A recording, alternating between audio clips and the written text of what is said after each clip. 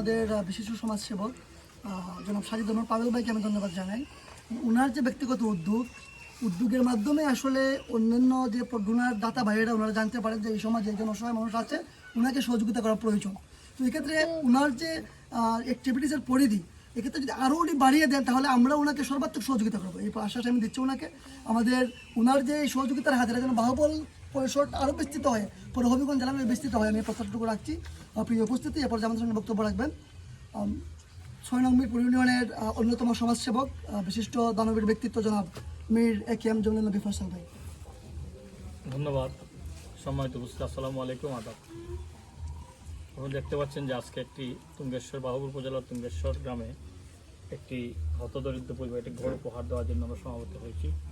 এখানে উপস্থিত আছেন আমাদের শ্রদ্ধাভাজন ব্যক্তিত্ব অর্থ এলাকার কৃতি সন্তান জনাব শাহজাহান আলী ভাই, উপস্থিত আছেন এই এলাকারই চেয়ারম্যান প্রার্থী জনাব এমরুল ভাই সহ এলাকা গণ্যমান্য ব্যক্তিরা। সম্মানিত উপস্থিত, আসলে আমি ধন্যবাদ দিয়ে শুরু করতে চাই না।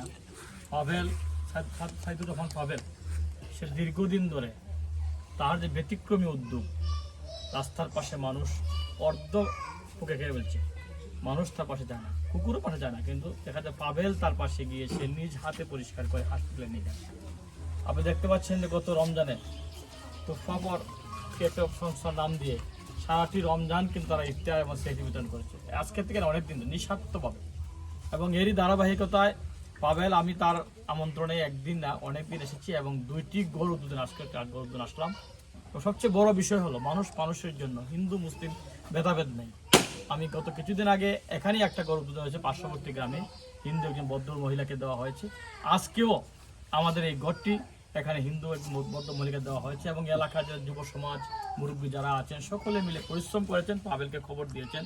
পাভেলের মাধ্যমে একজন ভদ্রলোক যিনি আমেরিকান প্রবাসী, উনি হবিগঞ্জ জেলায় বাড়ি না, সিলেট বিভাগে বাড়ি। আমরা ওনাকেই আসলে বেশি সেলুট জানাই এবং আল্লাহ পাকের দোয়া করি আল্লাহ পাক যেন ওনাকে দানগুলোকে কবুল করে। উনি আমাদের এলাকায় এসে উনি এভাবে নাম প্রকাশ না করে উনি বিরল কাজগুলি করছেন। আমি আজকের এই প্রোগ্রাম থেকে যারা দেশে বিদেশে প্রবাসী রয়েছেন সকলকে আহ্বান করব, এই পাভেলের মাধ্যমে আপনারা আরও সমাজকে কিছু দেওয়ার জন্য এগিয়ে আসেন। পাভেলদেরকে আল্লাহ কবুল করুক, পাভেলের একটা টিম রয়েছে তাদেরকে কবুল করুক, তার দানকে কবুল করুক এবং যাতে আমাদের সমাজ আলোকিত হয় এই আশা ব্যক্ত করে সবাইকে আন্তরিক অভিনন্দন ধন্যবাদ জানিয়ে প্রকাশ করলাম। আসসালামু আলাইকুম, আদাব। ধন্যবাদ জমিনুল নবী ফয়সাল ভাইকে। প্রিয় নির্বাচন পরবর্তী সময় থেকে এখনো